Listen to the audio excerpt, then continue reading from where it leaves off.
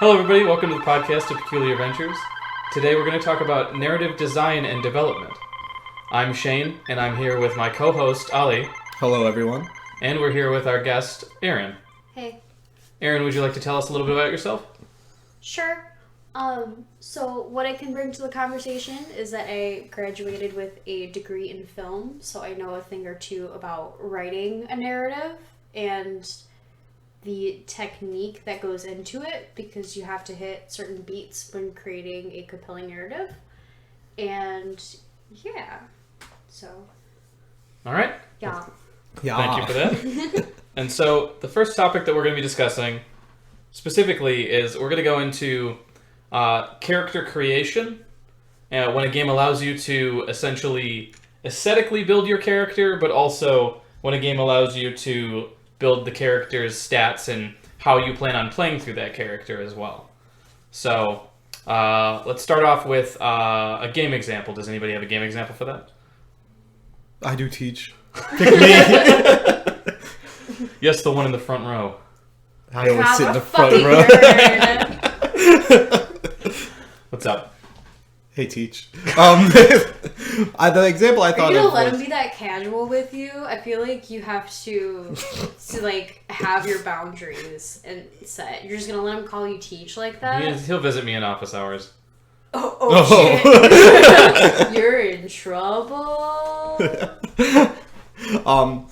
Funny enough, speaking of teachers, the example I was thinking of, just because it was on the mind, was Fire Emblem.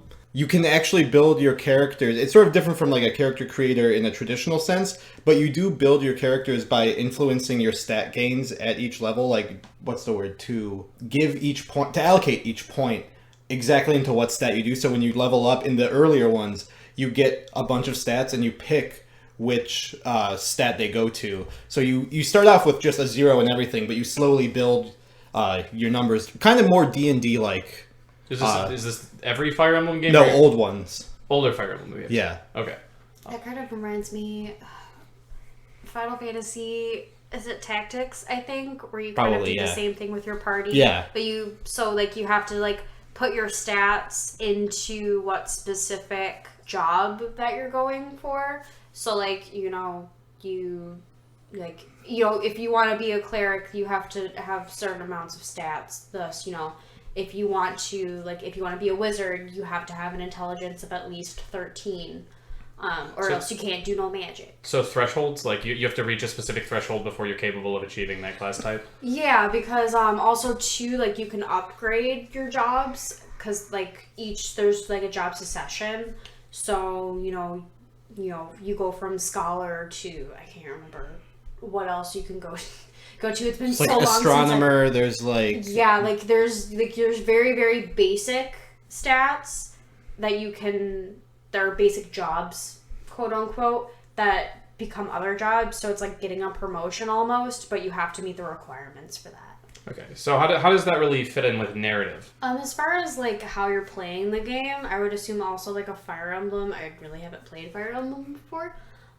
Where it's how you play based on the team that you have, but that really only has to do with, I guess, character, like, design. So it's from, like, a personal perspective of, like, each person playing this game will have a different experience in the fact that, like, they identify this specific play style with this specific character, because that's how they built the character. Right. And so they project a narrative onto the character.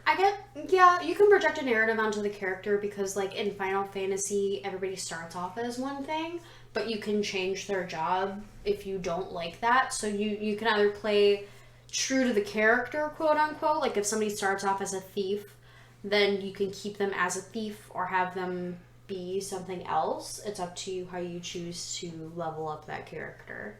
It's like kind of like multi-classing almost, where like, you start off as one thing, say you start off as a thief in D&D, but then like you found God, so you can you found Jesus and you think he's pretty cool and you want to fight for him, so you can either like also be a paladin if maybe you aren't super smart, or if you are super smart, you can be a cleric. So if you're just really into hot pectorals and good old-fashioned Christian morals?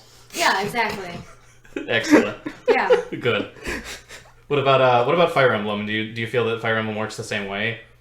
I feel the part of the narrative that kind of gets built with it is some Fire Emblem games kind of, there are events in it that are based on what characters you have making up your team, and they're the ones that are, there is a huge cast of characters you could potentially choose, but the narrative sort of follows the ones that you deploy the most. A lot of how it is also in Fire Emblem in ones with support conversations, which are just sort of side things you see of the characters that fight together, have their own little moments where they bond and stuff, and it's super cute.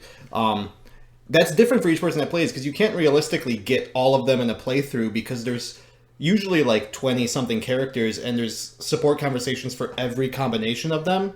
So you can't really get an experience where you get every single conversation in one run.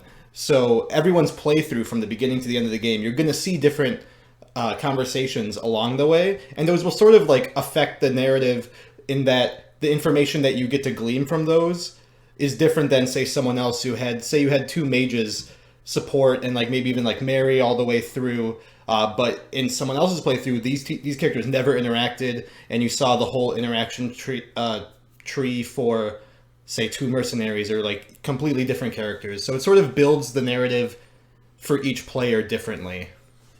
Yeah, because Fire Emblem is a series that doesn't allow for grinding, right? At least the early games. The old ones don't. The newer ones you can. So you literally only have a specific amount of battles that you're allotted to have these people interact with each other. So it's actually impossible to get every interaction in one playthrough. Yeah. Unlike, I guess, some of the more recent ones where you can grind, so you can have all of the interactions occur in a sense, because you can force them to happen by grinding constantly. Yeah, it'd take a lot of grinding to do that, because they really, even though you can do them now, they still aren't meant for that. They're meant for you to, you go through this way and you saw maybe these 15 support conversations. And even the ending changes. The ending will always fill you in on what happens to each character afterwards, and that depends entirely on support conversation progress and like who they married and that sort of stuff. Yeah, it's interesting because the game I think about is XCOM 2, because especially at the end of its DLC and updates, XCOM 2 added a system where they're like, when you have people fight with each other, they have a bond that forms, and it's a friendship bond. And what can happen is that you can actually get in-game gameplay elements where, like, if these people go on missions together frequently, they will perform better when they're together and get bonuses from it. But also, if one of them dies, it can cause the other one to go berserk, and like you lose control of them for a couple of turns, and they do whatever they want to do because they're emotionally destroyed by the fact that their best friend died. And then after missions, like, when they become friends, they have this whole photo shoot thing where you can like shoot different like freeze frame images of them like high-fiving and stuff. And that game has a character creator where you don't have to, but you can go in and edit all of the visuals and everything for all your characters. So you can create these characters, what country they're from, what their name is, and you can kind of create a narrative for them. And it's never really, your narrative is never really going to affect their gameplay in that sense, but then they can build a bond with somebody and build on that narrative with actual gameplay elements. You're talking about a narrative that like you craft, right? It's not like putting background stuff in the It doesn't change game. their stats. Background stuff is what country they're from, what language they speak, what they look like. That doesn't change anything. The only thing that affects them is they will be randomly assigned a class, so you don't get to choose that. All the gameplay elements are through you just playing the game. There's nothing you really get to choose. You do get to choose. Based on their class, they have two stat trees. You get to choose which side of the tree you put a perk into, essentially. So, like, with a sniper, you can focus on pistol, or you can focus on their sniper rifle. And then, there's other things like that where, the different classes have different ways you can skill them. So you can have unique skill trees for a character based on what you think, like, I want this person to do. That's really the only big choice thing you make, other than, I guess, what equipment you give them. Do you have any examples, Erin? I guess when you just said skill tree, I just thought of Borderlands because, like, you have these characters that are given to you, and the only way that you can differentiate them or keep them different is by changing the way that they look and also what you're putting into what skill tree. And, like, each character, there is, like, a sniper character, but you don't have to play them as a sniper character. But, I mean, their personality is always still going to stay the same, so it's not really much of a character. Yeah, that goes into creator. the area of like where character creator is like at its most minimal, where either the only thing you can really do is like make a few stat shifts or Yeah. recolor. Yeah. Recoloring, you know, like, oh, I want my character to look slightly different. And there's certain games, like some of the Zelda games have it where Link can change what clothing he's wearing and it will affect gameplay.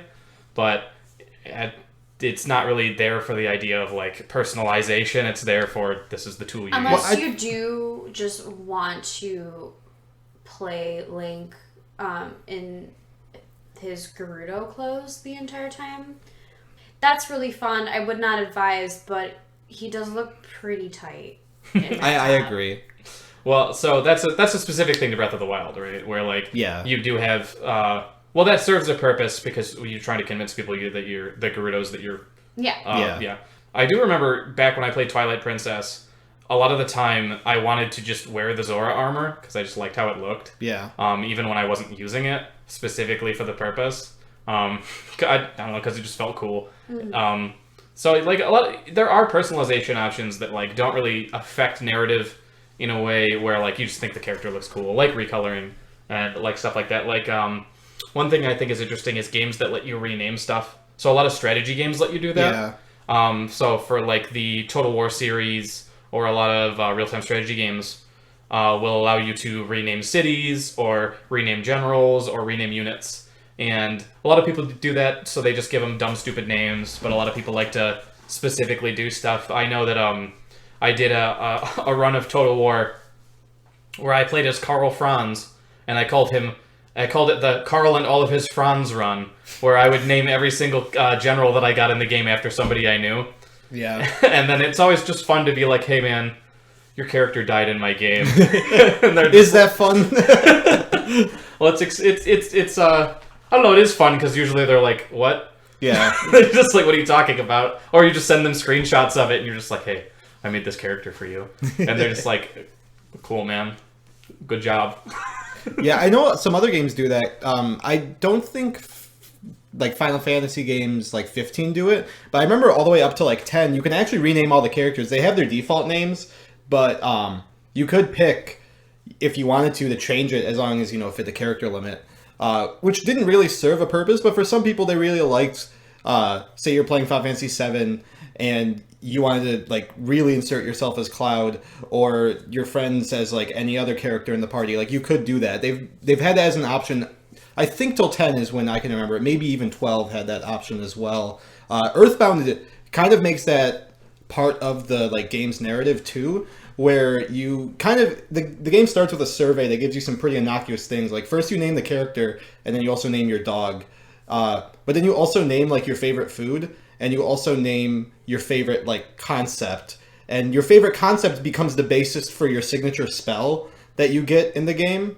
And then your favorite food is always brought up... Because one of the mechanics in that game is you can get homesick if you don't call your mom every so often. It's a status that really debuffs you during battle by... making your accuracy really low until you call your mom or visit. That also cures it. And she'll always tell you, like, oh, I'll be making your favorite food, and it'll always, like, say it each time. And later in the game, when you get to one of the power spots, which is what the plot of the game is, you need to go to the 8 power spots, one of them will actually name drop your favorite food.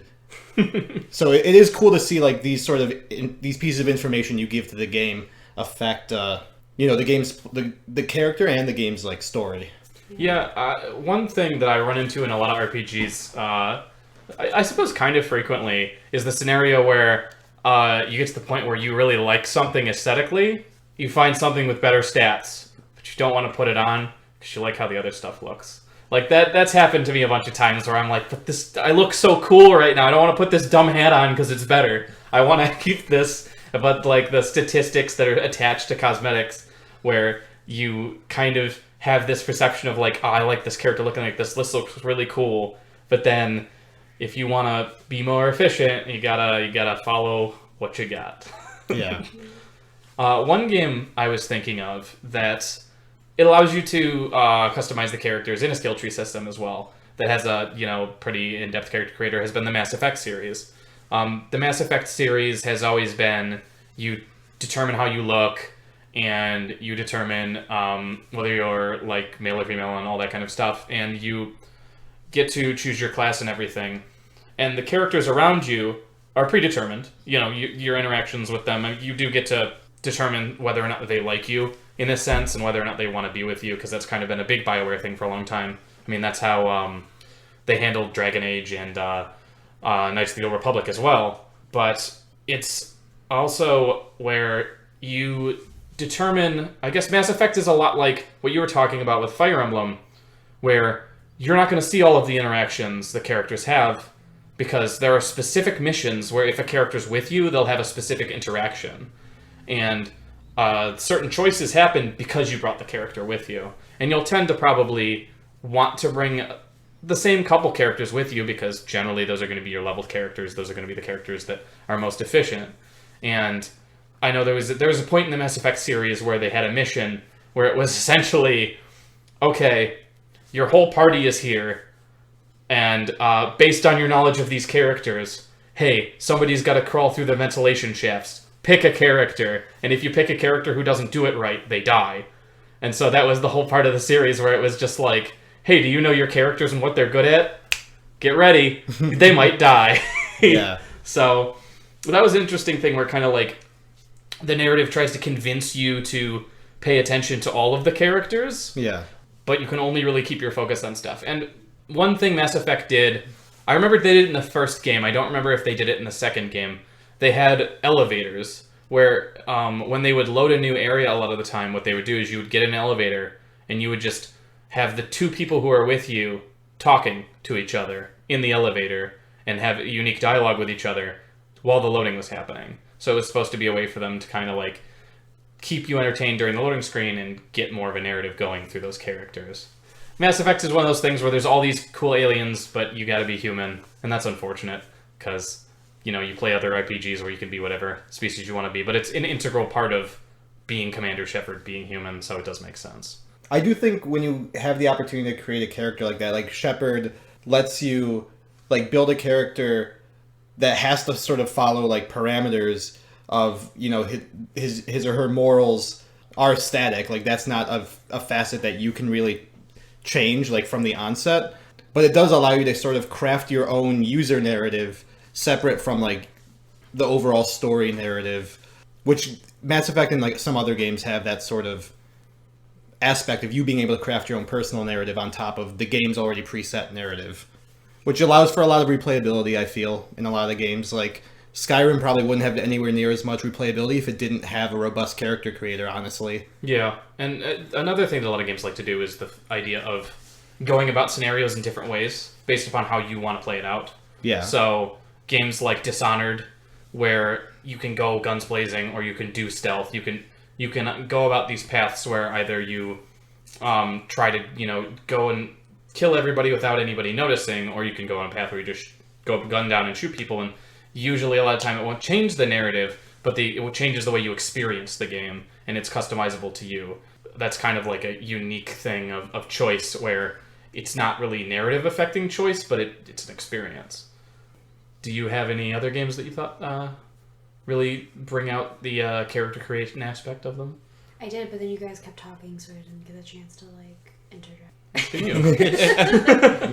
Sick burn. Yeah, you invite me on the podcast. You fucking get ready now. Are you ready for this shit? I'm ready. Yes. All right. I don't even know where this conversation went. Okay. So, A little bit of sizzle. so pause for a second. What was the last thing that we were talking about? Well, we moved into talking about narratives where the characters you spend time with will craft your narrative. We could talk about like how you get to customize your character in Animal Crossing.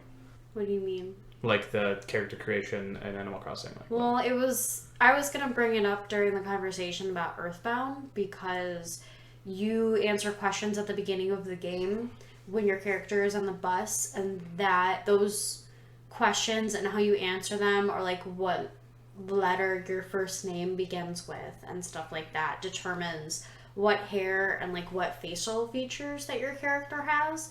It doesn't really determine anything else, because there really isn't anything integral to Animal Crossing as a whole, because while you do have to try to maintain relationships with characters, because that determines how often animals will move in and move out, I guess that kind of affects how you play, because if you're really mean to a character, they can move. Or if you just completely ignore a character, they can move.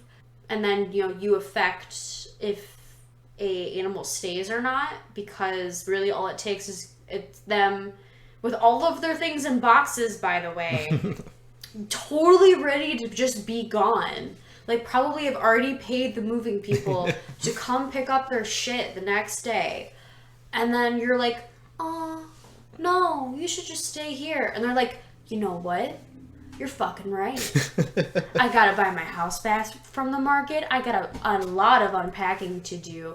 By the way, I sold a lot of furniture, so next time you're gonna be in here, that cool-ass bed that you had your eye on that maybe I could have sold you, totally gone. Because I had to sell it, so I could buy a new house somewhere else. But because you told me no, fuck, I'll stay here. It's cool. I love you. Here's my picture. I mean, that was when I was a kid. I remember getting really worried because Kabuki, who is my favorite character in Animal Crossing when I was a kid, I saw that Kabuki had all of his stuff packed up and was ready to move, and I was like, no. I was like, no, this is my favorite character. I don't want you to move. So I was like looking up online how to stop characters from moving, and I talked to Kabuki a bunch. I was like, don't move, and then Kabuki stayed, and I was like, yes, I did it. I think everyone's had like that one character that you're like, no, absolutely not. Meringue has faithfully stayed in my town for so long. They're probably gone now because I haven't played my New Leaf since maybe 2016. Wow. Last time I played an Animal Crossing game was when I had Wild Worlds. Yeah. Same. I mean, in my defense, 2016 I think was also the year that Pocket Camp came out. Yeah. So You just moved over on your platform. I just moved platforms. I mean, I was playing Happy Home Designer or whatever, so I was keeping everyone happy in that game. But. Yeah. One thing I really liked about Animal Crossing is even if your character or a character moved, if you ever like played with a friend, the person was highly likely to show up in their town and they would still remember you, which is really cool. That's one aspect of Animal Crossing I've always like really enjoyed. Yeah, I guess those characters do affect the way that you play the game, but it's not like a super integral part to character design, because it's a real life simulator. So, you really, because you only have these specific tasks, you as a character are not changing as far as like a general story arc goes, because your story arc is day to day. So the most character development that your character can have is started outside of your house and then made a bunch of money at the end of the day and bought like a really cool wig. Like, that's kind of the most character development. A sick do. Yeah. Maybe, like, you pay off your mortgage or something that day, but, like, it's still day to day. So you're having all of these really mini arcs, and a lot of them are very materialistic. So it's nothing, like... I guess you could start the day, like, I got shit to do, and you're, like, super worried, or it's, like, attorney, and you can end the day really happy as far as, like, an emotional state goes. But it's still you, and you projecting yourself onto a character. I wouldn't call it a good, compelling character in an Animal Crossing game. Yeah, there are games that do a similar thing to, like, the Animal Crossing thing. If you start off and you're asked questions, and that crafts your character. I know that that's something that some games will do if you come in that, like, if choices from the last game mattered, and you come into this game, they'll go, oh, well, you didn't play the last game. Okay, well, what would you have done in this scenario? And, like, you have to answer specific questions, and those will craft what choices you technically made in the last game. And that'll affect the outcome of the gameplay. And that's kind of a character creator thing, because instead of actually doing the action and having experienced it, you're essentially, from the beginning, creating the character to do that. I appreciate when games start you off with questions that later affect the story, even if it's just in small ways. An example that I can think of, which I would also kind of like to talk about because it leads into like character choice and how you play the character and the overall arc, is the game Until Dawn, which essentially you are playing a movie. And you start off the game, you are in a therapist's office, and your therapist, Mr. Uncanny Valley MD, is asking you a series of questions and essentially like giving you like a Rorschach test and being like, how do you feel about this certain thing? And it'll give you 2 answers that you can choose between. It's either like a yes or no question, or it'll give you an emotion. And you don't know who your character is that you're asking, so like you're kind of forced almost, unless you know the narrative, to play as yourself as this character. And then your answers very subtly will affect game things. So there are like little jump scares that happen in the game, and you know, if you answer the question, are you afraid of spiders, there will be a jump scare where a spider kind of crawls out onto the screen as just like a little jump scare or something. But if you aren't afraid of spiders, it won't happen. There's also a scene where, you know, if you think either clowns or scarecrows are scary, there's a certain part in a game where, like, I think it's like a mask, and it'll either be a scarecrow mask or a clown mask. And so it's little things like that that I really appreciate, but also how you answer questions affects the character that you end up finding out, which, spoiler alert for Until Dawn, so maybe skip ahead a few minutes, or just go play it or watch a Let's Play of it, because it's really fun. I definitely recommend playing it with a group of people, so you can all decide in a group. Mm-hmm. But the character that you start off answering questions as in the beginning of the game ends up being, like, the antagonistic force. And it's revealed later on who out of the main cast of characters this antagonistic person actually is. And just one of the many antagonistic forces in the game. But how you answer questions will affect how that character and, like, choices that you get for interacting as that character, as well as, you know, when you are no longer in control of that character, kind of their mental state, which is really interesting.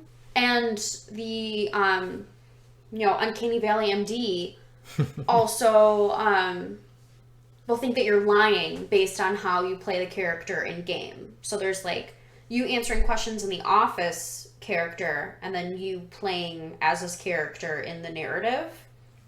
And so if you've been playing a certain way, but you answer questions differently, there's almost like this judgment that the therapist gives you, where it's like, I don't think that's true, because then you would have done this.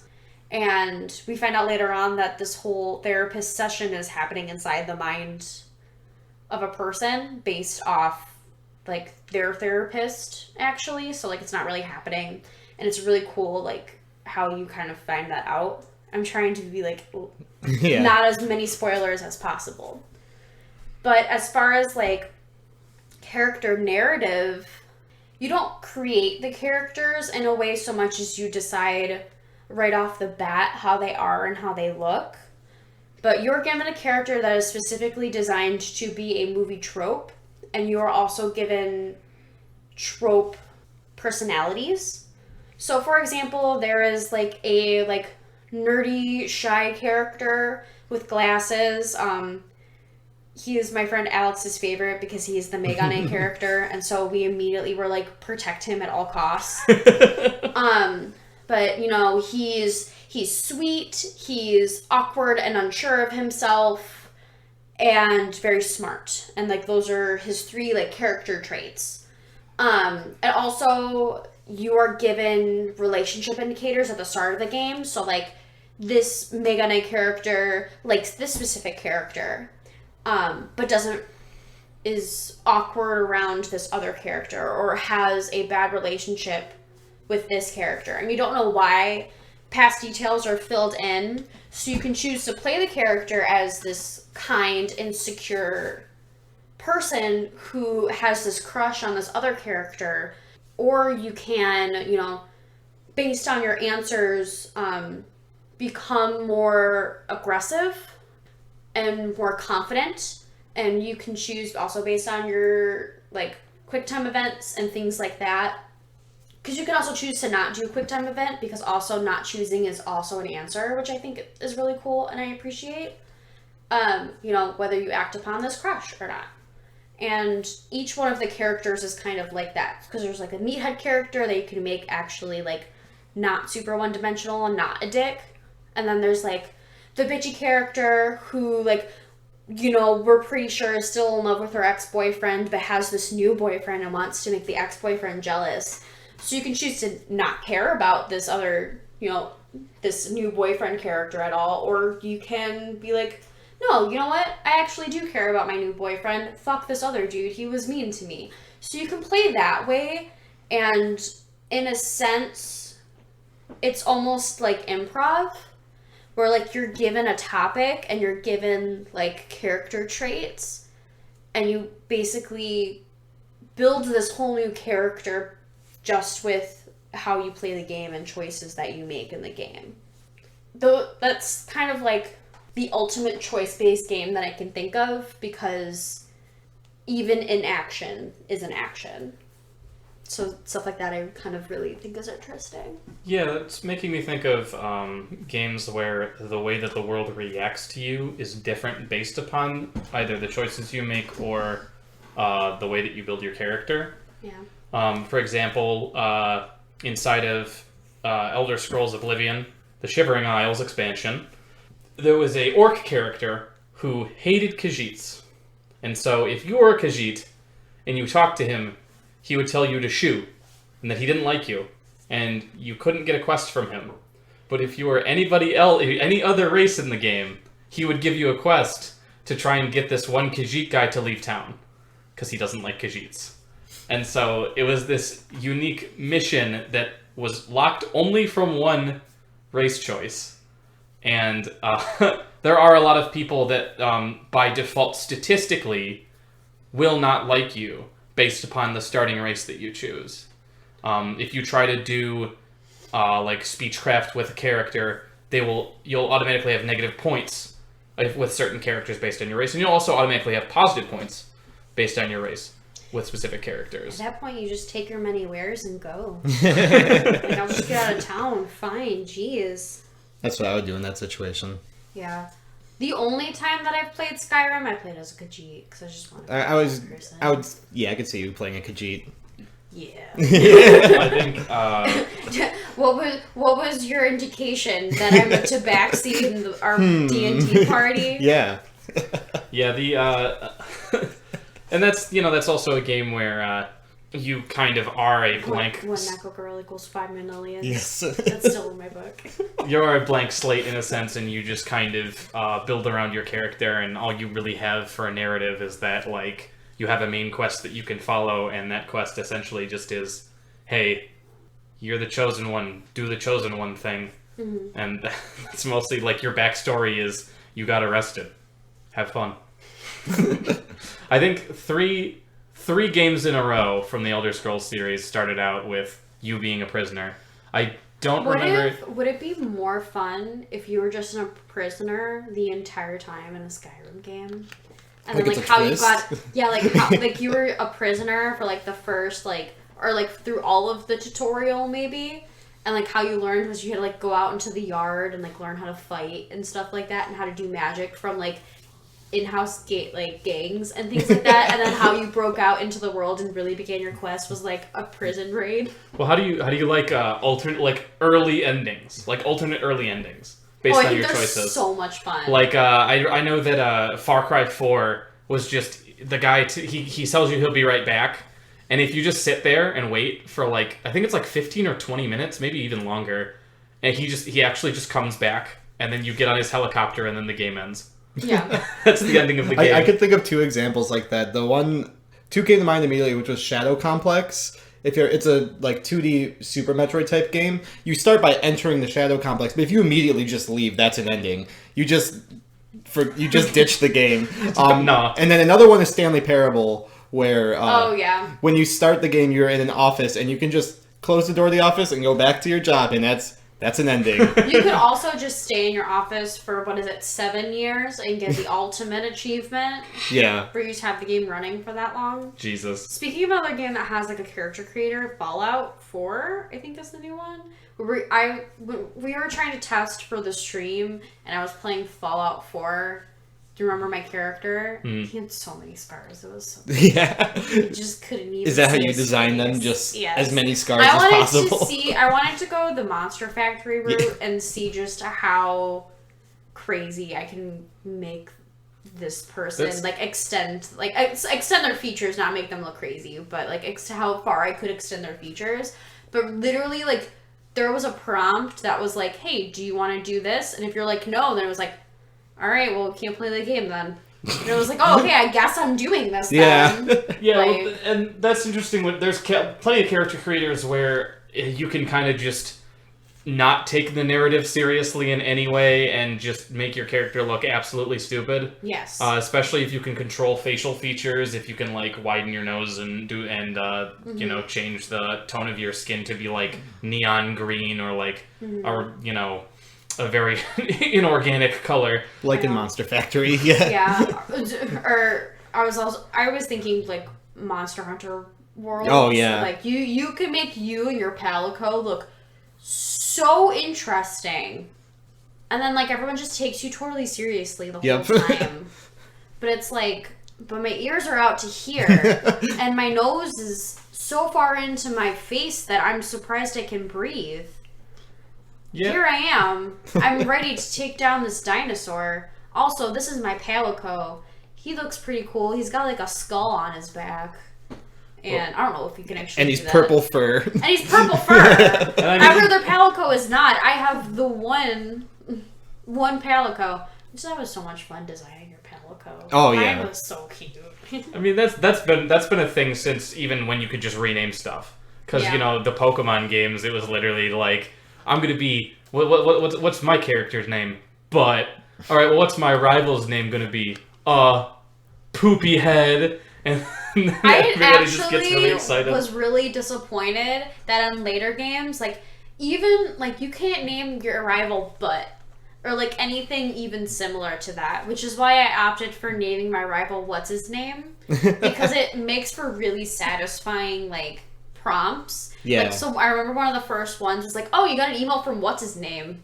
Just like, oh, like this fucking guy. Well, I love the memory of my brother's friend is going to give me his Pokemon game that he had. I can't remember which version it was because I remember I had blue and I had yellow. But he was going to give me his Pokemon game. And he's like, yeah, but I have to delete my file first because there's a bunch of Pokemon with names on it that wouldn't be appropriate for you. Because I was a little kid.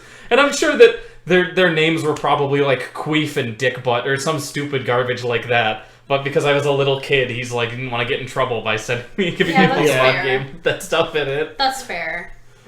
That's just my earliest memories of just doing dumb stuff with like Pokemon naming systems and all that stuff. Now they try to prevent that. Yeah. There's a lot of stuff now where they'll stop you from typing in specific words and some of it is like for the sake of like, you know, it's something that can be seen by other people, so they want to try and control that, and then some of it's just straight up like parents don't want to see their kids. They don't want to walk into a room and see their kid playing as Fart Booty or some stuff like that. The pirate. Fart Booty the pirate. Yeah, and, you know, actually, speaking of pirates, something I think is interesting was a choice from the creators of Sea of Thieves. You are only allowed to choose pre-created pirates, and you can keep generating a new one, but you cannot change them, at least their, like, physical appearance. You can change the clothing, but you can't change their, like, physiology in any way, other than randomly generating a new one, and then you just have to pick one. And their whole thing that they wanted every character to be unique. They wanted everybody's pirate to look different. So they made it so you can't, you know, they don't have any presets. They just have randomly generated pirates. And that was an interesting choice. Yeah. It's definitely, like, you have something that's yours and unique, but at the same time you don't necessarily feel as attached when it comes to the actual physiology of the character because you didn't. Yeah, I think at that point, then it's similar to characters that are already created for you that you have to then play as, that you can choose to either, you know, play as you, quote unquote, or play as how you think this character is going to be. Not, like, quite as Sea of Thieves, because it's not necessarily, like, narrative-based. like, because you make the narrative based on your actions. Yeah. Versus, a game that's already been created for you that, you, because of the narrative, grow attached to characters. Well, let's move on to the topic of, like, characters that are already created. You don't have really the ability to customize them, but the way that those characters tend to be, that people tend to connect with the narrative still with those characters, even though there aren't really their actions. They don't get to choose the actions. Those are predetermined actions, but you just follow the character. I know that a really big popular thing in a lot of games is where you have the silent protagonist, where it's the character who they're not going to say anything the whole game. They don't speak a single word. Sometimes they go about the way of having it where you can pick what they say in a conversation, but there's no voice acting. You never hear them say it. But oftentimes, I guess, an early example of that might be like Master Chief. Master Chief generally says, like, one sentence, if anything, inside of the first Halo game, and progressing on, he didn't speak very much. He was a mostly silent protagonist, where mostly what you got excited about and were invested in were his actions and the world around him. And he was more a framing device than he was an actual character that you follow and you have an emotional connection with. It's not even a situation of, like, the Elder Scrolls series or early Fallout where you just picked what sentence you said. That's literally, there's nothing you can change about that. Can either of you think of any games with a silent protagonist that really just kind of uses them more as a framing device? I think a good one is any Persona game does that, especially like 5. 5 really leans into a good middle ground of having the protagonist be a good blank slate, but also has a specified role in the world. And you were kind of constantly informed of that role. Because you start out the game, like, most of the game is a flashback of how you got to the point where you're in prison and being interrogated. So you know kind of what you're about then. You know you're someone who did something wrong and got them arrested. You see the first heist in the prologue. But then you're given the background information of, oh, you aren't actually a bad guy. You just dared to stand against a politician. But you constantly build yourself through your actions, and you can make yourself not be just this delinquent that everyone perceives you to be, but you can play as a delinquent as far as, like, the daily school-based choices, like when you're asked questions in class. There's usually at least one, like, delinquent option, but the better ones are always to, like, try to answer the question, and your classmates are always, like, impressed at you, just like, oh, this good-for-nothing knows some things. And then they would still talk shit about you behind your back when you actually talk to them after. Speaking of Persona 5 too, that's also, I think, a game where, you still have the option to say it, but it doesn't affect the narrative or really how people treat you. But also, it plays a lot into the supporting characters and their opinions of you. Because Ryuji wants nothing more than to kiss your sweet, sweet face. And you just gotta let him, but the game won't let you. But, like, he's your best bro regardless. Only with his crowbar. Only with his crowbar. Or does he have a lead pipe? You can equip different different kinds of weapons. You can do different ones, yeah.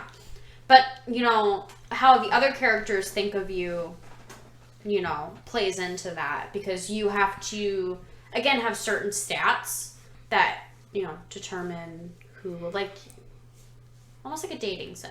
Yeah, it has a lot of dating sim-like qualities where you need to manage your social stats separate from your actual gameplay stats that determine in battle. And then each of those stats will have some sort of effect on what relationships you can enter. If you need to be very gutsy if you want to talk to the gun store owner, but you need to be maybe less so for someone who only requires you to have, like, a guts level 1. Or I remember Persona 3 had it where one of your teammates was the smartest kid in the class above you, and she won't talk to you unless you I forget if you had to have max knowledge, but you had to have at least, like, 3 knowledge, but you had to ace a test, which acing a test... Oh, no, I think it had to be 4 knowledge. I think you needed 4 knowledge in order to ace a test, in addition to actually answering every question right when it asks you it. You can't even start a relationship with her, not, like, a relationship, but, like, the social link, until you meet those sort of qualifications. Yeah, I was thinking along the lines of protagonists who there isn't really choice. Like, another example I have is BioShock. In BioShock, you are a silent protagonist. You listen to tapes to hear about the story, and some characters talk to you, but you don't ever say anything back. You are completely silent. And you get really engrossed in this world around you and learning about what's happening and learning about, why it's the way it is.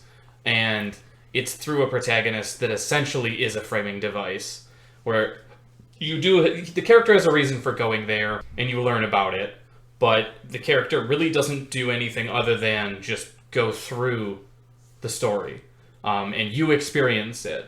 And a lot of games will have it where a character will experience a story the same way you're experiencing it. So everything you're experiencing the world. This is a big thing for games where somebody has, I almost said insomnia. That's not what I mean. Where they've forgotten all of their memories. And Amnesia, thank you. And everything that is experienced is new to them as it's new to you.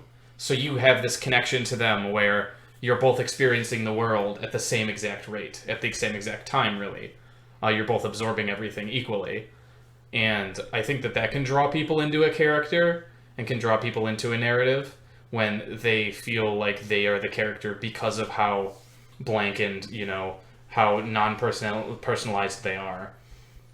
But another thing that really draws people in is when they see a character do a really cool, badass thing, and then they go, that's really cool. I like that person. There's a lot of different examples of characters, especially supporting characters. This is probably, I'd say, bigger for supporting characters than it is for main characters. When you're introduced to them, they do either something really funny, and you're instantly enamored with them, or something really badass, and you're like, oh, I can't wait to see what they do next.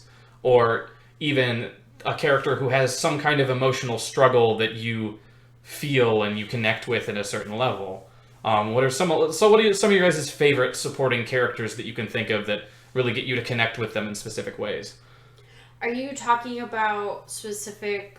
I guess my question for you then, to clarify, are you speaking on supporting characters that are with you during the events of the game? Yes. Or so not like just supporting characters that you meet in story and can go off and then they'll still be where you found them? I'm talking about a narrative game where like it pushes forward, so it could be a character... so there's different types of that's not specific. Are we talking about... Okay. Because some of the examples that you brought up, as far like BioShock, for example, is a very event-based narrative game. It's very linear. It's not the character driving the narrative. It's these events that are happening to the character, and the character just deals with them. Yeah. So I mean, I guess it depends. I guess I have to think of supporting characters that are with you the entire time. So I guess the first one that comes to mind as far as characters that are with you the entire time, but like their actions and their dialogue affects how you feel about them, is fucking Donald Duck in Kingdom Hearts. Like, when I started playing 3, like, I haven't finished 3. Probably for good reason. I've heard the reasons. But I actually like the ending of 3, but it's just... Donald Duck is just an asshole to you. Oh yeah, always. And to waste all your potions, never give him a potion. It's just so rude the entire time for, like, no fucking good reason. And he's always the one that I switch out. Gosh, Donald. Like, That's it's always crazy. Goofy, and then whoever else is in that world that I can get. Anyone but Donald. I will occasionally switch out Donald, because you will have Donald in later battles, as far as, like, boss battles go. And he needs to have those stats. He needs to have that MP built up. Well, and there's an interesting aspect to that where you hate a character, you don't like them, but you need to use them. Yeah. You're forced to be with them because they are a good character, stats-wise. So you're forced into spending time narratively with this character that you just hate, and you don't want to. It's that movie trope of, like, the really annoying character that ends up saving the day at the end. Yeah, I just like that trope. It's funny, because I feel that that's the way that some people feel about the Baird in the original Gears of War series, because a lot of people hated Baird. Growing up, one of my friends was like, he hated Baird. He's like, oh, I hate this character. And I'm like, yeah, but, like, they would have been fucked if they didn't have Baird, because he's the mechanical genius character. Yeah. He's the reason they can get from point A to B constantly. And he's built to be a lovable asshole. And so some people, they just hone in on the asshole and they're like, oh god, I don't like this character. Baird was my favorite character because of the fact that he was a lovable asshole, and he had probably the most character out of the original cast from that game. A good example of somebody that people love just because they think they're funny is Cole inside of that series. Because the first time he shows up, he's yelling woo, and he's just like, yeah, bitch! And he just kills somebody and does badass stuff, and everybody's like, oh, this character's really cool. I like him, and they like having him around because he does silly things. He says silly stuff. He doesn't necessarily really have a character arc that happens throughout the series. He is a true supporting character in the fact that he's just there to be entertaining and to be a badass, but he doesn't necessarily really do anything too important in the plot. They tried to give him more of a character arc inside of the third installment into the series. It really just boiled down to him visiting his old town and being like, I remember this, and that was mostly it. Could you wrap that back around to when we discussed Final Fantasy early on? Because you are expected, you play as multiple characters, but play as far as combat style, you don't really get to control all of them. You control certain ones depending on where it is in the game, but there is still one main character that you are considered to be throughout the game. So would that be similar in that aspect, where you are this main character, or going back to tactics, you can kind of choose who your main character is that you're talking as mostly, but then you have the other supporting characters that you can either pick or choose who's in your party and who plays as what. Would that kind of be similar? That's a big RPGs thing in general. Like we were talking about earlier, the idea of having to be with certain characters despite not liking them, but also usually including the characters you like in your party. Yeah. That depends on the player playing, because some people don't give a shit about the narrative and will literally only play the characters that they think are good. Yeah. But when you're coming from a narrative aspect, a lot of RPGs have that system where you're locked to only have a specific group of people with you, and you come to really like the characters, and you come to kind of experience those characters narratively and learn about them and come to like them because they're with you all the time. And maybe an initial thing draws you in, and that's what I was trying to get at, was sometimes a character is liked because their initial impression is very strong. One thing that usually gives me a strong impression of a character and makes me kind of immediately drawn to them is a character that sort of has a legacy in the world, where if you think of it in a generation sort of perspective, your character is your protagonist is of your generation, but there's a character that's a cool grandpa kind of thing, or not even just a cool grandpa, but a cool established person in the world. Erin saying Final Fantasy Tactics immediately made me think of Orlando, who is he has some legacy in the series because he's the Cid of that game, because every Final Fantasy game pretty much has a Cid, which is usually an engineer type role, but he was the first Cid, I believe, besides Final Fantasy VII Cid, to be playable and be a huge damage dealer, cool kind of character. He was the Thunder God Cid in Tactics, and he was a really powerful unit and really cool in the lore. And other characters like that. There's a character that I immediately got drawn to in Metroid Prime 3, which doesn't usually... You wouldn't expect to have Metroid to have strong characters, but the character of Rundus, who in the setup for that game is Samus works with 3 other bounty hunters, and they're corrupted with Samus, and later in the game you have to take them down because they get more corrupted than you are. And it's always kind of sad to take down someone who you went on missions with. But Rundus was cool because he literally was cool because he had ice powers. He was an ice alien that could had cryokinesis, and he saved your ass very early in the game. I always liked him because he was voiced by Chris Sabat, who Vegeta, All Might, those sort of voices. So I liked seeing him in the game. I also was drawn to him because his theme song and his battle theme is the best song in that game. But I always like those sorts of characters that are established presences in the universe that you sort of get to see through your eyes and be like, man, they're really cool. I think that's really interesting that music can affect who you feel about a character. I was gonna say that, having particularly you're particularly fond of a theme song that goes along with a character and that gets you attached to them.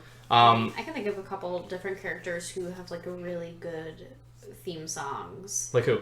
I guess All right, so let's do both sides of the coin. Back to Undertale. Papyrus has a pretty kick-ass theme song. He also is a very lovable character. I don't think he's annoying. I think he's super charming and really funny and great, and I loved dating him. Happy to be friends with him after that. But then on the other side of the coin is the character Waka from Okami. Oh, I thought you meant Waka from 5 I also thought you meant Waka. No, sorry. Maybe I said the wrong name then. I'll have to think back on. Oh, you don't want to play volleyball with Waka? Okay, so my first encounter with Waka was his cameo in the first Kingdom Hearts. Yeah. Mm-hmm. That's the one that always is like, yo, and stuff like that, right? Not the you know person. That was the 1 and 2. Well, Waka's characterized by his usage of like a ball as a weapon, and also having his big spiked hair. Who was he with? He was with Riku and Titus, right? Those were the 3 other kids on Destiny Island with you? As a kid, I thought it was so cool that he used a ball as a weapon. It was just so unique to me, because I'm like... Yeah, it was Waka. This guy's out here just using sporting equipment to fight people. Who's Waka in Okami? He is the, priest character with the flute. Oh, yeah. And he has a gorgeous theme song. Like, it is so full of emotion, but just even with being how peaceful it is, and there's a lot of flute notes, which tells you and gives you signifiers of how that character is. Which music also tells you a whole bunch about a character. Like, there's so many different elements of character that give you all of these nonverbal details before they even start talking. Yeah. That was one thing I really, really liked about... a lot of fighting games do it, but I particularly liked the... Oh, you didn't say... I always thought Waka, like, my first time when I played Okami as a 12-year-old, I was like, this guy's a jerk. I do appreciate him now. And you do come to appreciate him. That's another character, like, as far as side characters go, that are really good, like, arc. Yeah. This guy's a jerk. I didn't have a speech impediment when I was 12. Yeah. You're so weird. Weird. Yeah, I was mentioning Killer Instinct has a really, really good soundtrack, and each character has a unique theme song. And some of them are literally, like, with the ones with lyrics, the lyrics are literally, like, referencing the character when they're talking about it. Like, the one character, his theme song is called Back to Rise, I believe. And that one is literally just a guy rapping about how, he got implants, and then that got him removed from the fighting circuit. So he removed the implants, and he's back. He doesn't have those implants anymore. And it's just a really, like, hype song that gets you really excited to play the character. Saying of, like, you saying a character with a rap theme song made me think of The World Ends With You, and my favorite character being Hanekoma, I believe was his name, who was always personified by any time he was on the screen, or the characters were talking, like, about him at all. You always heard this rap song play that had some very strange lyrics. You could swear that, like, the first time I played it, I thought he was, like, talking about having an abortion the whole time, just because it's, like, very, like, Englishy type of, like... Yeah. But he actually says, get another portion, but it's slurred, and it's... Sounds like he says verbatim, getting an abortion. What? No, he was just talking about getting seconds after dinner. That is what he's talking about. Oh, shit! Yeah. I got it right! Yeah, because he's a bar I've owner. only played the beginning of that game. I played it for the first time this past, fall. Yeah, I want to get it for the Switch because I had too hard of a time. Because there is kind of a learning curve with combat as far as that goes. But because it was meant to be, you played combat on both screens at the same time. And that was always a little bit... The Switch version is honestly the worst one because it's based on the tablet port, so it can't do the two screens thing. So it does the tablet controls, which is like touch screen, which is very finicky. Ooh, okay. It might be better if you actually use the Switch's touchscreen. I tried to use the Joy-Cons, and it was honestly very hard for me, and I didn't get the game as much. But that's a bit of a tangent. Maybe just watch the Let's Play of that. I did end up finishing it. It just took a while. A long time, yeah. And I'm not doing the super boss because I don't want to do that much more combat. Don't blame you. Yeah. Mm-hmm. Yeah, and it's interesting too because with characters, sometimes they can definitely try too hard or not really hit the mark with trying to appeal to people in certain ways. So you have, like, the obvious, common one, and this is a trope in just about every form of entertainment, is the comic relief character, where you have this character that's supposed to be funny, but sometimes they just bring everything down because they just keep making jokes, and it's really not entertaining.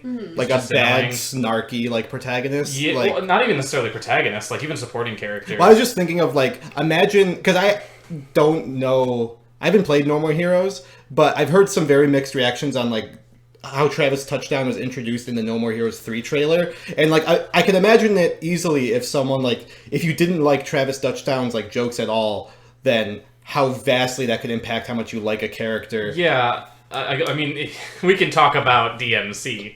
DMC that's the one where, like, a lot of people hate that iteration of Dante. Me included. Yeah, and he's just, they tried really hard to make him like, I'm gonna get quippy, and I'm a cool guy. Are there any other characters? Sorry to cut you off. We can finish what you were saying after, but, are there any other characters you can think of where, like, you played the game and because the protagonist didn't vibe with you at all, it almost ruined the experience?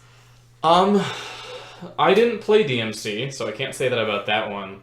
I'm trying to think of a example game. for me. I'm trying to think of a game experience that was, like, ruined by an obnoxious protagonist.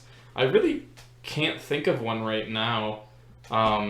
Because I don't really run into games that often that try that hard with their protagonists to make them try to be funny and quippy and There's quirky. probably some examples in, like, the PS1, like, N64 era, especially when they, like, just started doing, like, voice acting in games, and some people don't give, like, they give, like, shoehorn performances that don't really, like, match with how the lines should be delivered or was originally that delivered. flashes me back to Gex. Gonna say, can you blame the character for that though? I think I'm specifically talking about where, like, there is something about this character and how they are written as far as dialogue goes, or something just about them where you're like, I don't like this guy. Do you have an example of one?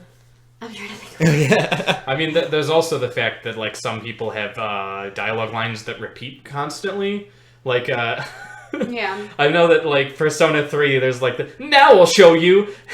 Probably Junpei's line. Yeah, there's, like, a lot of, just every time they get in to go attack, they'll say the same line, and sometimes that can annoy the crap out of people. Sometimes that crosses over the other way, and you hear the line so much it becomes memey. Yeah. Like, I know that happens for Sonic Adventure DX. Some of Robotnik's voice lines are, like, memed by the fandom because of just every time you deal damage to him, he says the same line over and over. That's not what you're... that wasn't really the point that you were making. I'm trying to think of an example of, like... on that note, For Honor had that where there was a boss you would fight, and he would go, "You are Raider, legendary," and he said it up, like, every 5 seconds during the boss fight, and so that became, like, one of the biggest memes in that entire community with that character. I guess an example that I can think of is if, going back to Borderlands, if you really didn't like Claptrap, but for some ungodly reason decided to play as Claptrap in the pre-sequel, you're just gonna have a bad time. Yeah, I mean, I don't like Claptrap, but I also didn't play the pre-sequel, so I didn't have that experience. Pretty fun. Yeah, I just never got around to it, because everybody I knew, like, I didn't feel like buying it when it hit, and then everybody I knew who wanted to play it played it when it dropped, and then it was on sale, and I'm like, well, nobody's gonna play this with me. Everybody already played through the game. I mean, just play by yourself. I don't like playing the Borderlands games by myself. I don't really like that. Okay. But either way, Claptrap bugs me, but he's not the protagonist, so I don't have an issue with, like... But he would be the player he character, would be the player character. Yeah, in that game. I guess, depending on your definition of protagonist. The protagonist. Gadzootate. That's not how you pronounce that. I thought you said kazootite.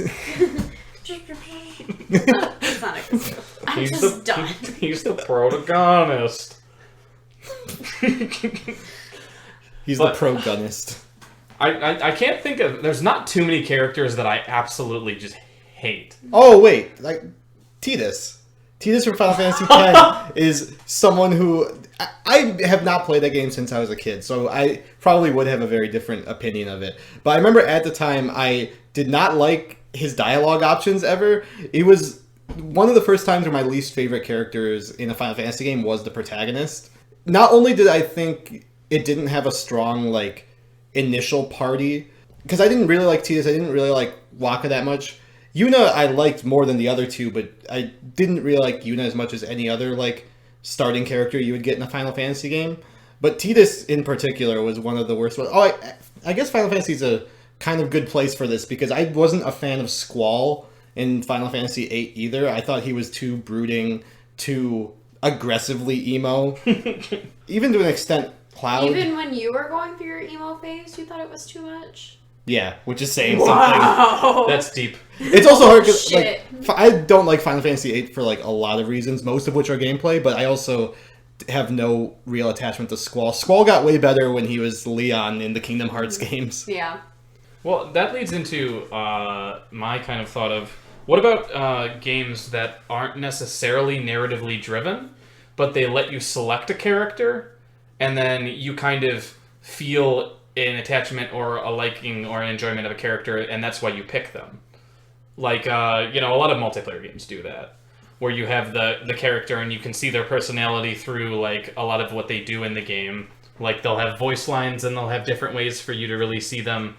And, yeah, they'll have specific play styles, but also you can feel attached to them just via, like, how they act. Like, Borderlands can be like that for some people, since you get to pick one of the classes. And TF2 can be that way, too. And even Overwatch can be that way, because you really like the character that you're playing as. Yeah, that's true. If you like the backstory of one of them, like, that could be your main, purely because you like the character. But you can also have characters you refuse to play because you don't like them narratively, regardless of what their playstyle is like. Yeah, that's true. Because I've had that experience on a couple different occasions. It's definitely happened. Sometimes it's happened because of a community that surrounds the character. Sometimes it happens because I narratively don't like the character. Yeah. Well, I wouldn't count... The community doesn't really count, yeah. Yeah, the community That's not narrative. is just an unfortunate side effect that really has nothing to do with the narrative as a whole. But, I guess if we could talk about the flip side of that for a second, what about some character-based games where, like, you as the character affect the game and how the narrative plays out? I guess that would be going back to talking more about, like, choice-based games, but, like, choices where things really matter, or even just, like, gameplay and how that affects... I guess if we can circle around and back to that. We kind of touched on it a little bit before, like when we were talking about Earthbound and things like that. That brings me back to Knights of the Old Republic. Mm-hmm. Because in that game you had, it was a Star Wars game, so you had the system of light choices and dark choices where you would shift between the light side and the dark side based on the choices you made. Mm-hmm. And that could be from anything from just, like, choosing, like, to kill somebody instead of let them go free, and other interactions. And party members would join you or leave if you were too polarizing on one side of that. So, like, a big example is HK47, who's a droid. He's emotionless and he's an assassin droid. He pretty much he's one of the big inspirations for a lot of, like, modern robot characters, because he's literally just the, I despise all fleshy meatbags except for you. Like, and he'll only be with you if you're a dark side character, because his morality system is exclusively in I'm an assassin droid. So if you are against killing people, he's just kind of like, well, fuck you.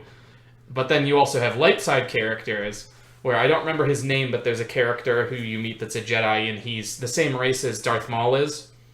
But he's a light side Jedi, and he will not join your party unless you are on the light side end of the spectrum, and that will, like, narratively, you'll interact with these characters in different ways based upon your prior actions. Now, don't ask me how they know what morality you have based on meeting you. They meet you and they're just like, definitely dark side. It's the Force. It's the Force, Yeah, they read your Force aura. Fable also tried to do that, too, where you would even have visual differences. In Fable, based upon how corrupted you were, you would actually, like, your tone would get darker, your eyes would start to, like, glow red, and your, like, veins would start to show on certain areas. That's, similar to Infamous, too, where it has that whole hero system where you can either choose to be the hero or be the villain.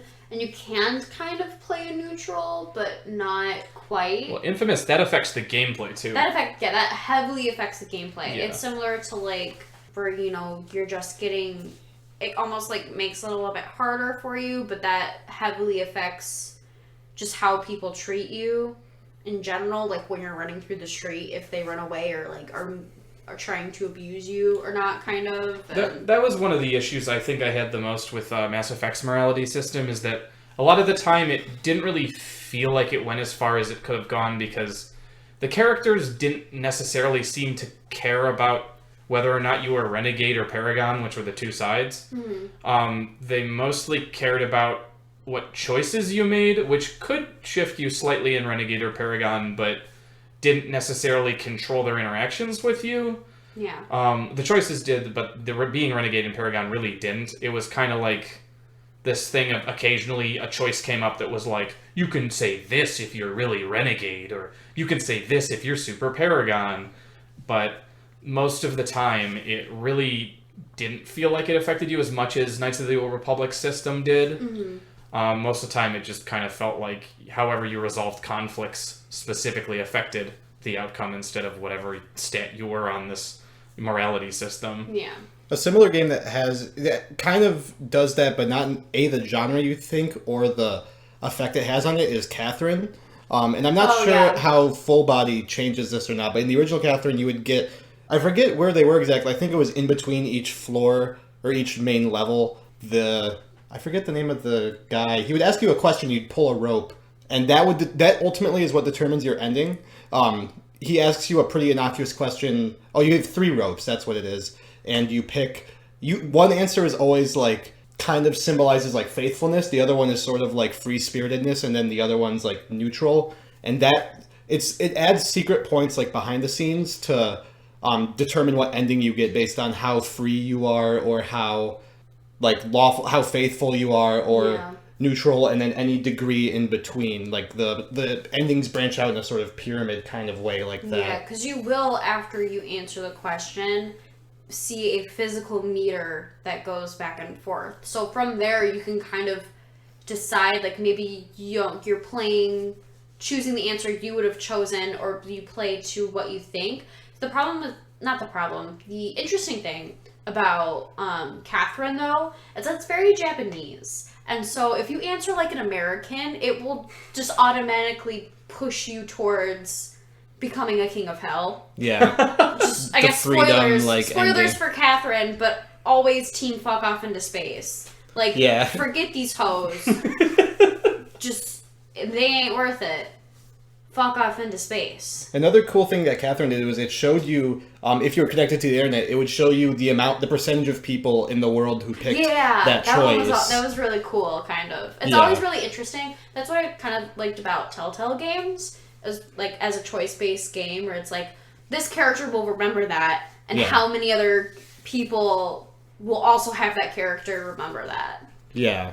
And then there's another game, like we mentioned earlier, Undertale. Undertale's a huge one, where your gameplay choices are what ultimately affects how the narrative folds out and what ending you get. And it's not at this point you're asked this question and how you answer it determines what path you get. To an extent, it kind of is like on the date segments, because you need the dates to go good if you want to get like the pacifist ending, and any other time you're thrown off of it. But you're killing like any character, whether it's a boss or a normal enemy at any point, will just throw you into any neutral ending that has a lot of variations based on like which character it is you killed, or how many, or like if you choose to kill all of the minor character enemies but leave all of like the major bosses alive, like that is a different neutral ending than killing Undyne but sparing somebody else. So that's interesting, because I think that's kind of like a benchmark system where you reach a benchmark, and based upon what things you achieved or didn't achieve, it will determine what happens at that event. Because Metro Exodus was a game that did that, where essentially it did it in the extreme, where you had 2 things that could happen. Either you did everything you were supposed to do to get this ending, and if you missed any of it, you get the other ending to this specific segment. Mm-hmm. And it's interesting to me, there's like extremes like that where there's only 2, and if you don't perfectly do this, you get the other one. But there's stuff like Undertale where there's variety based upon which ones you do and which ones you don't do. Yeah. So it's interesting to see it affect like that, and that Undertale doesn't really have a morality system in a sense. It cares more about your singular choices and less about like, did you say something to be an asshole? Well, they kind of do. That in itself is morality. Yeah, I mean, it is. Because the morality is subjective. So it's less linear with it. Yeah. It's not just good, bad choice. It's what was the specific choice. Because a lot of games will do that. I mean, Mass Effect, that was a huge thing with that. And obviously, Knights of the Old Republic, because you had dark side and light side choices. Mass Effect, you had Renegade and Paragon choices. Mm-hmm. And most of the time in Mass Effect, it was like, be reasonable, be an asshole. Those are your choices. Yeah. Pick one. Sometimes you can be neutral. It doesn't affect your morality. And that was it. Yeah. So I do think it's interesting that Undertale does it with your actions as opposed as your statements and what you say and what you tell people. And the choices kind of reflect retroactively. Like, if you do like the genocide route path, it kind of retroactively changes your behavior in the game to like you are always an asshole. Yeah. Like you're always skipping puzzles. You're always like just sort of charging through. Like all the towns like vacate because they know you're an asshole. That was the kind of thing where obviously in the development he wanted it to do the saves. He didn't want the save scum thing where it's like, oh, if you made this action, you forever made that action. You've done that forever, essentially in the game. So even when you start new gameplay saves and stuff, when you start new playthroughs, that happened in a different timeline, in a different life, whatever. It happened. You made that choice, and you're always going to live with the fact you made that choice, was the idea behind that. And that's really cool. Yeah. I do like that. Obviously, most games don't do that because it's very, like, damning in the aspect that, like, a lot of people want to be able to do the reset. They want to go back to before something bad happened. I do like games that play with it, though, because I got recently into a series of visual novels called Zero Escape that are all about... They're huge, like, sprawling choices in their narratives, and then they expect you to go and sort of explore every major dialogue option, like, branch, but some of them do give you shit for it. The second game, Virtue's Last Reward, its main setup is it's a bunch of prisoner dilemma games where you are partnered with, everyone, there's 9 people and they're split into 3 teams of 3, and it's always 2 against 1, and each group has to decide are they going to betray or ally with the person. And then you want to see, and you need to see, for you to get the whole picture of the game, what happens every time you pick ally or betray. But the game really makes you feel like shit for like betraying someone who was good to you just because you wanted to see that branch of the story. It really like tugs at your heartstrings with some. And then some of it kind of makes you laugh when you do that to like an asshole character. And they're just like, what the fuck, man? I'm like, you've done this every other time and every other choice for everyone else. I don't want to hear your shit. Yeah, that is an interesting idea, is really if somebody wants to make a choice not because that's what they feel they would do, but because they want a specific outcome as opposed to, and like messing with the person for that reason. Like you want to see, or you're like, still, well, this is going to be better stat-wise or like choice-wise, this is going to be better for gameplay. But then the game has like the narrative kind of punish you for it in a sense, emotionally, where they're like, oh, you fucking did that. Like, I guess in Fallout 3, there is the instance of if you choose to blow up the town, you get like a big, payout for it. But then later on, you actually can encounter a character who survived the blast and is a ghoul. And, if you really like that character, you're kind of like, oh, that sucks. I made this person into a ghoul. And it doesn't, hammer on it too much, but it's cool to see games where they try not to have an obvious correct choice. They try not to have an obvious, this is the good choice, this is the bad choice. It's kind of, you're going to make a choice, and you're going to see what happens. Mm-hmm. But so what would you both say is an example of, like, a good character? So I want to know, like, so we have all of these examples of characters, and, how they have affected either their story or how the story has affected them. But does the events that play out typically make them a good character? Because, so if you start off with a blank slate character and then they end up as something else that technically has completed a full arc, for example, a Commander Shepard, would you like categorize them as a good character. I guess we would have to define what exactly a good character is as far as in the terms of narrative. Not necessarily a good character, like subjectively, like I like this character because of this, therefore they are a good character. But are they like a good, well-rounded? Are they effective as a character? Yeah, I mean, I think it's hard to make a character effective as a character when they want to blank slate them. Mm-hmm. When you have a character who you kind of create and you're supposed to choose their choices, a lot of the time they're just there to push the narrative forward. They're not necessarily like a character that you feel is an integral part in the sense that you look at the grand story and you're like, oh man, I really like how this character affected everything. Because a lot of the time it's supposed to be you're the one who affected it. You made the choices, and sometimes it's really just like slightly affecting the things around the character. Mm-hmm. And that can happen. I mean, a lot of those like kind of, again, anything with like a character designer like that can feel that way very powerfully. And I'm trying to think of a game that has like this is a really good character in that sense, because I don't feel that way about, I'm not particularly fond of Commander Shepard. Right. Also, keep in mind too, so when I say a good character, you don't have to like them by the end of it. So, an example of a character that I can think that I would categorize as a good character is May from Night in the Woods. Because regardless of your choices throughout that game, and it is a very character-driven narrative, they have still made a full arc. They have started one way and have ended regardless of the choices that you choose in a different way. And you can either like that character and the choices that you have made, or you can feel guilty and just full of shame and just unsure. Or, you can feel just okay, where, like, something is not quite right and you don't know what it is, but, like, it will be okay based on the choices that you made. But regardless, May always starts off as this person who is unsure of themselves. Spoilers for Night in the Woods. Your character, Winnow, is 22 or 20 years old, I don't remember.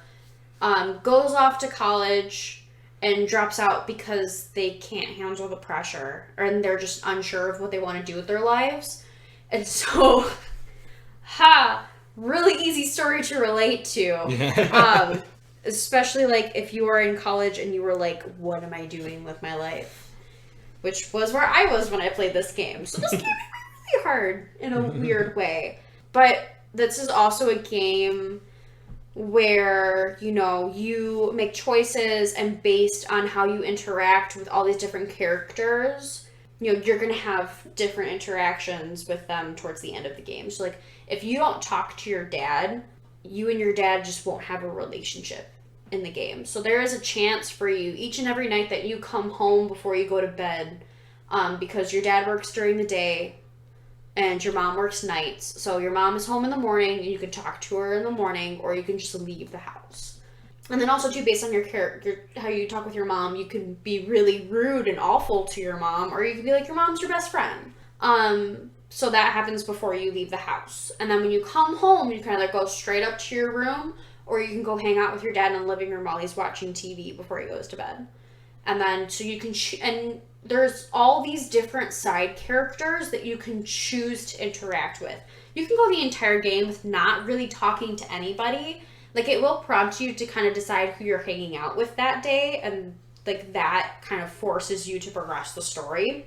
But other than that, like, you don't have to talk to any of the characters that you meet on the street. You don't have to go to these places. You could literally, like, wake up and just play video games the whole day, and then go back to bed if you wanted to do that with your life. And that will, still affect you in some way. It is a very real life simulator, kind of, but it has a set plot in mind, and we'll set up the plot points and you get to decide what you do. But regardless of what you do, May is still a character that completes a full arc and is very compelling with how she, has these self-realizations and talks to herself and other people and things like that. And so that's why I think Night in the Woods is pretty effective as far as, like, character narratives. Yeah, a really good one that has a character that went through a full arc is Madeline from Celeste. Because all of Celeste is about facing anxiety, and that's what Madeline's journey up the Mount Celeste is by proving to herself that she can climb this dangerous mountain, that she can beat her anxiety. And that's ultimately what the game's level design tries to mirror, is all of her anxieties. And it really feels like as you go through the game, like you are Madeline completing this journey, and by the end of it, you end up reaching the top of Mount Celeste, and you end up like really feeling like she overcame, like not, it treats it really well, because it's not like, oh, I'm no longer anxious anymore. It's that I now know how to deal with my anxieties and what will help me cope with it.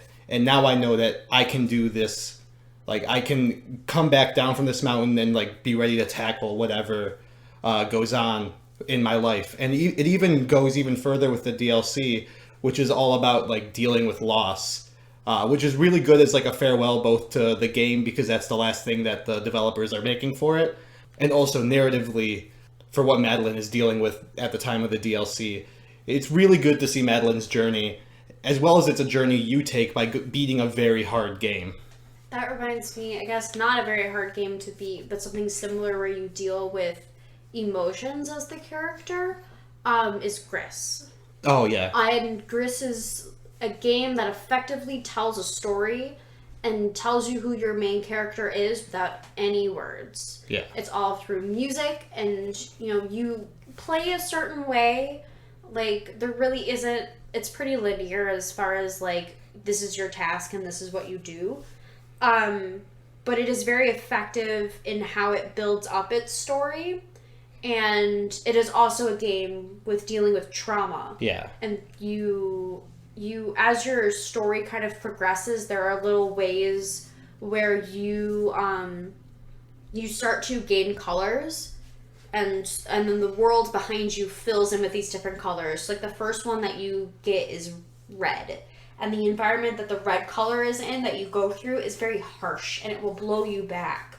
And you have to gain the ability to form a giant block, essentially. Like, you're a girl with magical powers, and the first power that you can get is to become this giant heavy block, so that way you can kind of like force your way through this harsh environment. And one of the little, like, emotions that you can kind of pick up when you find new abilities is, one that I can think of is, you can learn anger. And how you unlock that ability is there is this room that you fall into that where if you don't know where to go at first, you're kind of desperate to, like, find what to do. And there's all of these smashable marble statues, and you can jump up and then become this heavy block and smash all these statues. And if you smash all of these statues, you kind of earn the emotion of anger.